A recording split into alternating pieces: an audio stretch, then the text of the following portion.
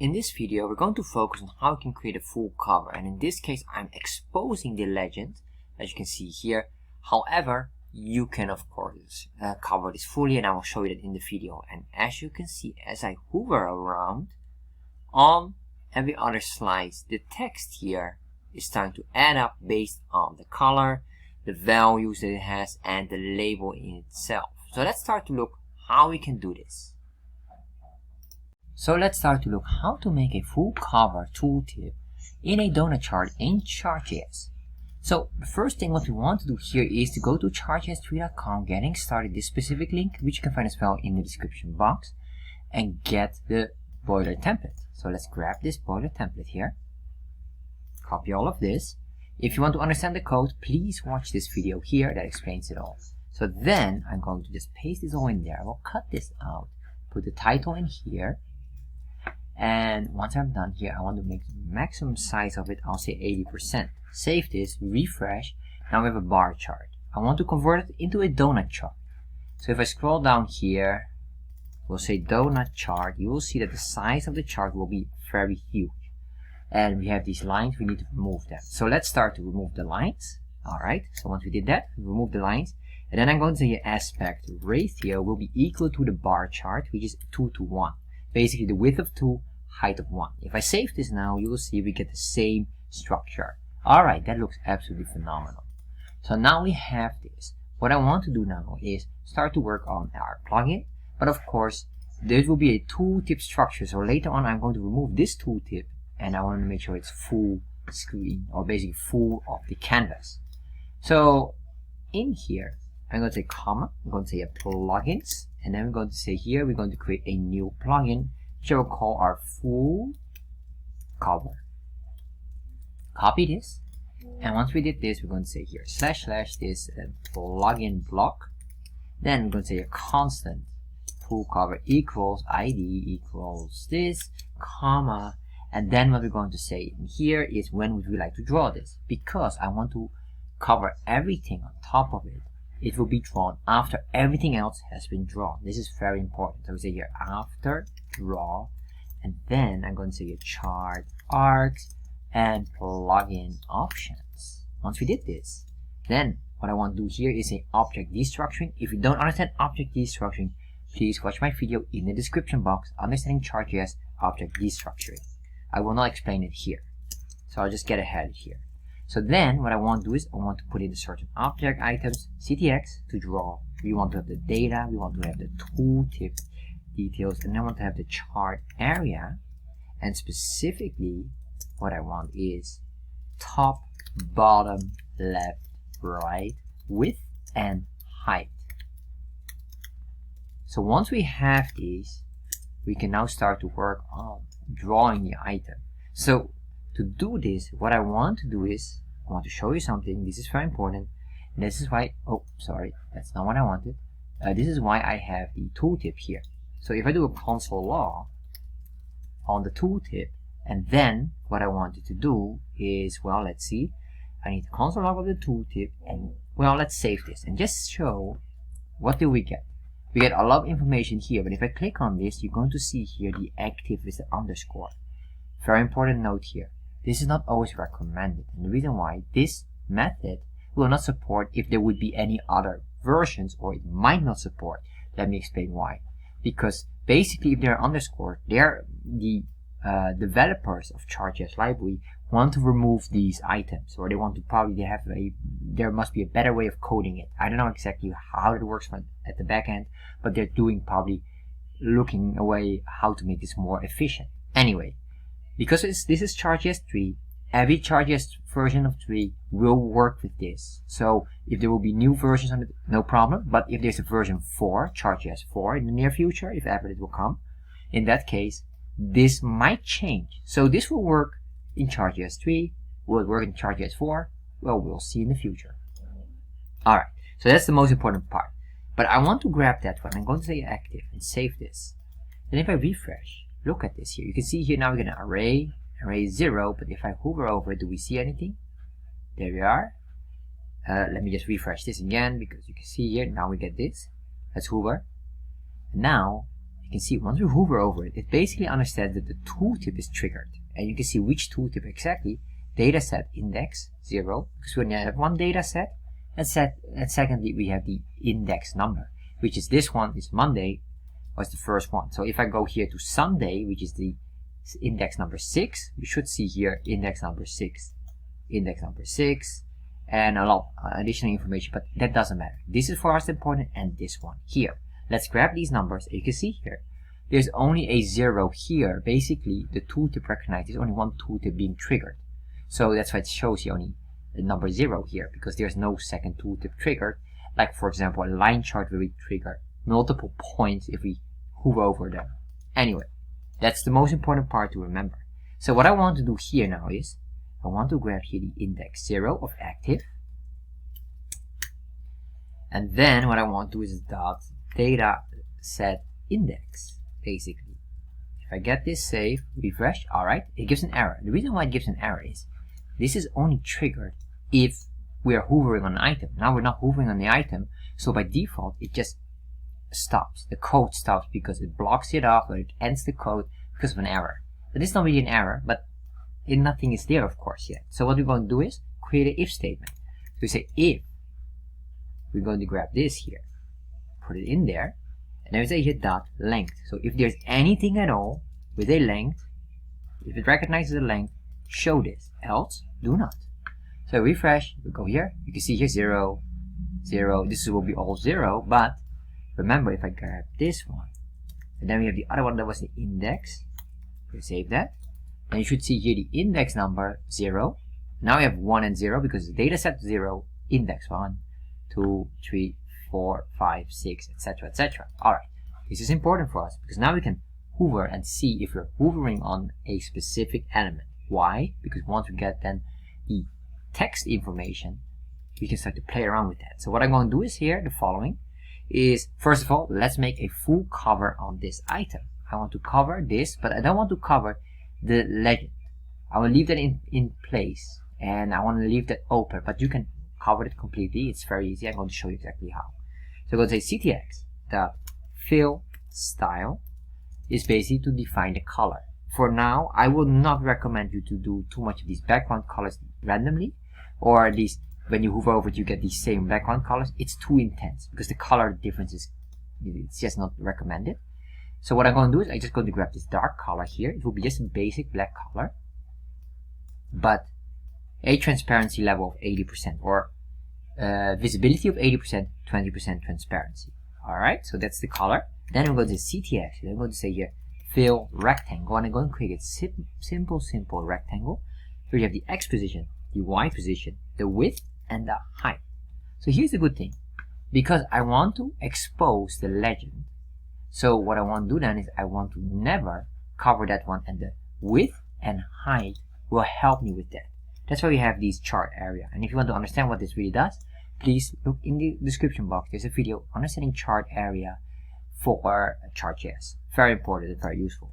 So I'm going to put that in there. I'm going to grab this and put this one in here as well. So now we have this. What I want next is basically getting the right position. So I can start at the very beginning here. If I do this, you can see here, yes, already at this point, but I don't want to. I want to have a bit of a leeway. Let's say a padding of 20 pixels. So I'm going to say starting point will be 20 pixels. And next for the Y, if I do 0 right now, you will see exactly what will happen. If I refresh, go here, it will go up, but you can see here there's some exposure. But this exposure is at the bottom and not at the top. So to make this work properly, I have to put it here instead of left, or this position here, top. Top would indicate the starting point of the chart area, which is basically this point here. Let me see if I can move over. Just this point here, just there, just slightly at the bottom there. So put this on top, save, refresh. Now you can see here we keep these all exposed, but the bottom here is triggering. Alright, so now we have this here, and I do feel like even this is maybe slightly intense. Anyway, this is accepted for now. What I do want, of course, is next remove this tooltip. This tooltip has no value anymore for us, because we want this text to be shown, for example, in here. So what I'm going to do here, let's remove the tooltip, put a comma here, put the plugins, Then I'm going to say here tooltip. Say this, not display, sorry, enabled. That's the term. And we say here false to hide that. Save this, refresh. There we are. No more tooltips being shown here because the text will be shown in here. We'll make our own large tooltip. So now what we can do here is quite simple. I'm going to draw the text. So I'm going to ctx dot fill style to redefine the color of the text. The color of the text will be basically depending on which border color we're hovering on or which segment. So if you're hovering on the red one, I want the red border color. And if we're on the blue one, we will be on the blue border color, etc., etc. So how do we get those border colors? Remember, we have the data here. This data allows us, basically, this here is a reference to this data here. So if you want to get, for example, our text, we have to just get data.labels. Let's do that one first. That's probably the easiest one. We have the color here. I'll just leave this for now, or let's force this white for now, because if not, it will grab the upper border color here of the field text. So, and that is of course the same font color or color with the background, so it will blend in and you will not notice it. So that's why I make it white. And then let's say here the font style ctx dot font equals, let's make this 15 pixels. This is a string value, so make sure you have semicolons, or sorry, a string value, so single quotations. I'm going to say a bolder to make it nice bold. 15 pixels, and then the font family, it will be sans serif, which is a default font family in Chart.js. So now we have this. What I'm going to say here, ctx.fill text, and in here what we're going to do basically is put in here the text, comma, the position on the x and position on the y. So this is luckily easier because the position on the y will be 20 pixels. I can see here. See here this, and I realized I put a 20 pixels on here on the font here, but I realized that this is really not necessary. I want to put this one on 0, but I want to put this on 20 pixels. So that's my bad, because it should be from end to end, and right now it's not end to end. So I'm going to put this on 0. If I save this, and let's comment this out, or else we get an error because I didn't define any of these yet. Save this, refresh. You can see here now it's fully from end to end. All right. Next, fill text here. This will be text. Let's put in dummy text here. We say 20 pixels here. And then what I want to do here is I'm going to say here top. And later on we have to fine tune this. So if I save this now, refresh, you can see here we get the text, but look at it. The text is exactly, text align is probably on the baseline. We can push it down. Let's make it very simple. Here we can say here ctx.text baseline. And we can say here bottom to push it all the way down, if I'm not mistaken. If I save that, refresh, let's see if we have that. Oh, alright, that's not the one. So I need to say here instead of bottom, top. Let's see if that works. There we are. And although it pushes it down, I'm not satisfied here, as you can see here. So let's give this a 10 pixels padding down more. So we're going to say top, let's say plus 10. Save. Refresh. And there we are. So now we have this, that works. That's the first one. Now, so let's grab here now the value of the label, which I want it. If I'm on Monday, I want to see here Monday on here. So I want to get this data.labels index, whatever we have here.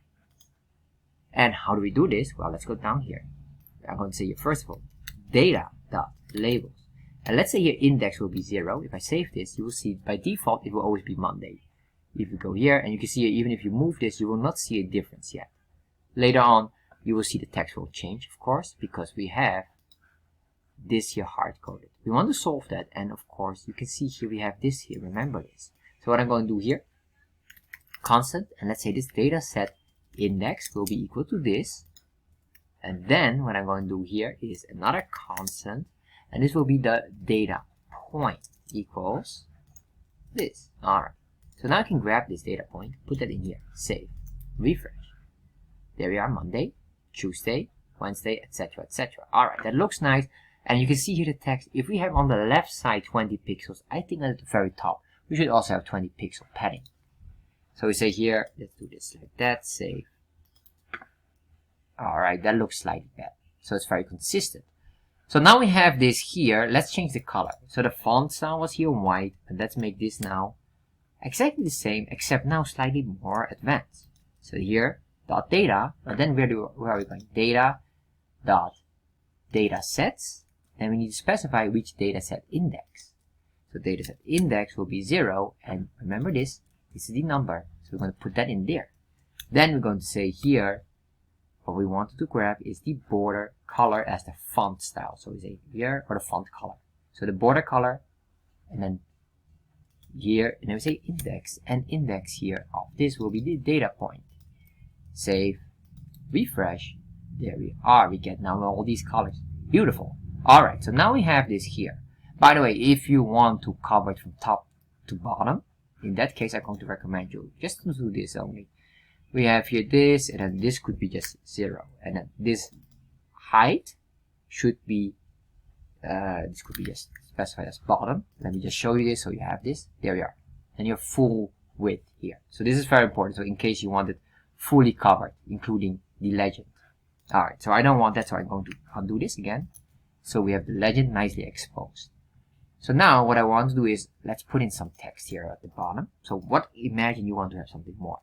So what I want to do here is, we just grab this code, put in here, and change here, and maybe do something else here. And then we can just say here, let's do a text with a variable within. I want to grab this variable again, but I'm going to make this now in template literals because we're going to use concatenation.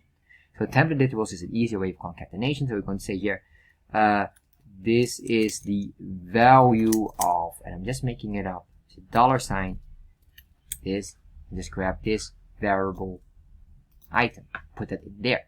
So once we did that, save, you will see that we are now overlapping. And this is the reason why I want to show you this. You can see here now we're overlapping. So how do we solve this overlap? Well, basically here at the top, we have this.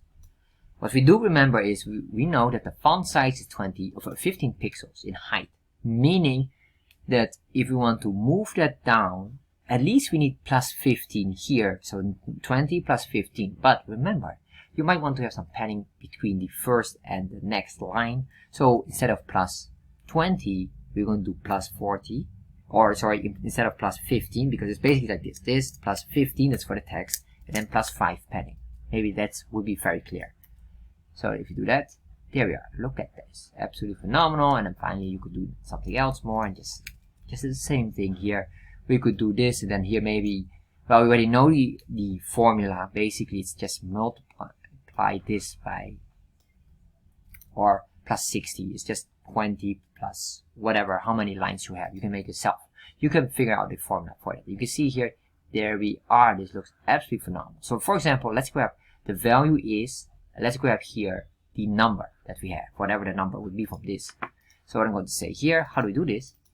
Well, basically, similar here, I'm just going to grab this all, put that in here. And this will be not border color, no, it will get the data. So let's grab the data here, replace the border color with that, save, refresh, and now we have, look at this, absolutely phenomenal. And we could even change the text in there, but that is slightly more tricky, having the positioning. Well, you could do the positioning save here, or you could do this. Let's grab this.